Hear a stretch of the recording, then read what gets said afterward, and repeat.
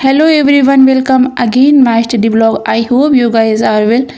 मैं UPSC preparation कर रही हूँ और आज आपके साथ शेयर करने वाली हूँ अपनी यूपीएससी जर्नी को, क्योंकि काफ़ी टाइम से मैं देख रही थी मेरे पास जो कमेंट आ रहे थे वो काफ़ी ऐसे थे कि एनसीईआरटी कहाँ से पढ़ें या फिर डिमोटिवेट हो जाते हैं वो मोटिवेट कैसे रहें।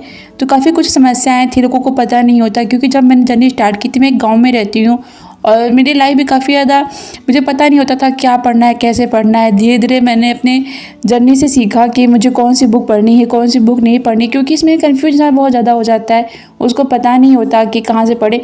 अगर आप किसी से बात करोगे तो वो आपको एक नई बुक के बारे में बताएगा, और सबसे बड़ी प्रॉब्लम यही होती है कि अगर आपको नई बुक के बारे में पता चल रहा है तो आप उसको लोगे, फिर अगर कोई और बुक बताएगा। तो आज मैं आपको ऐसे 5 प्रॉब्लम बताऊंगी जो मैंने फेस किया है और शायद आप भी फेस कर रहे हो, तो शायद आपको कुछ हेल्प हो सके। तो अगर आपको मेरा ब्लॉग पसंद आएगा लास्ट में तो प्लीज़ सब्सक्राइब करिएगा। तो आज हम शेयर करेंगे अपनी यूपीएससी प्रिपरेशन कि कैसे मैं घर पे रह करके अपनी जर्नी स्टार्ट किया मैंने प्रिपरेशन की।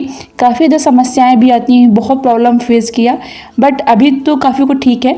चलिए बात करते हैं 5 प्रॉब्लम एंड उनके सॉल्यूशन की। तो सबसे बड़ी जो प्रॉब्लम होती है, हमें ये समझ में नहीं आता है कि हम अपनी प्रिपरेशन कैसे स्टार्ट करें। तो प्रिपरेशन स्टार्ट करने का सबसे तरीका है कि आप प्रीवियस क्वेश्चन और सिलेबस पे फोकस करें।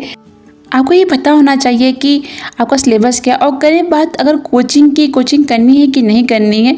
तो अगर आपका बैकग्राउंड मेरी तरह है कि आप गांव से हो और हिंदी मीडियम से और आगे एजुकेशन जर्नी बहुत अच्छी नहीं रही है, तो आपको एक बार कोचिंग करनी चाहिए, ऑनलाइन या ऑफलाइन। मैंने दोनों कोचिंग की। ऑनलाइन से मुझे ज़्यादा इफेक्ट आ रहा है, ऑफलाइन मेरी बहुत अच्छी नहीं रही है जर्नी।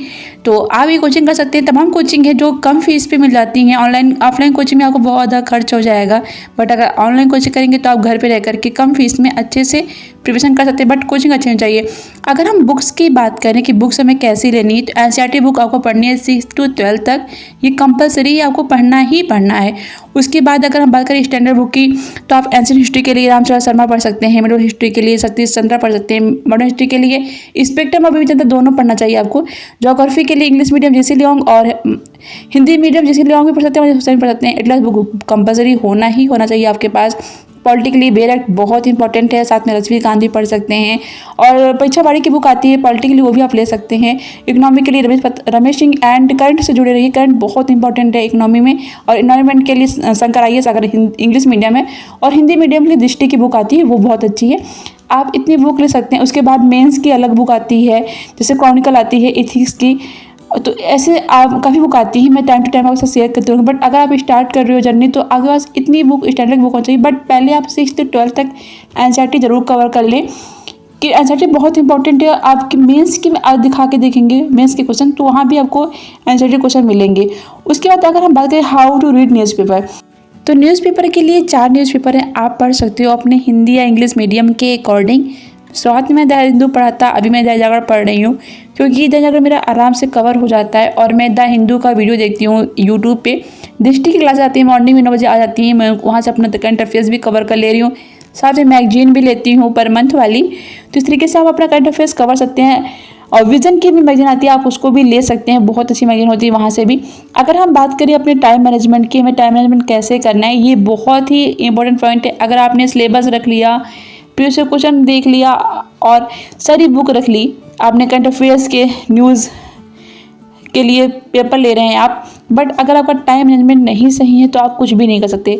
सबसे पहले आप एक टू डू लिस्ट बनाइए कि आपको दिन भर में क्या करना है, उसको अपने डेस्क पे रखिए कि आपको सुबह कब उठने हैं, कैसे उठने, और डील अगर हो सके तो रात में बना लीजिए कि आप मॉर्निंग में उठोगे तो क्या क्या कल आपको कंप्लीट करना है।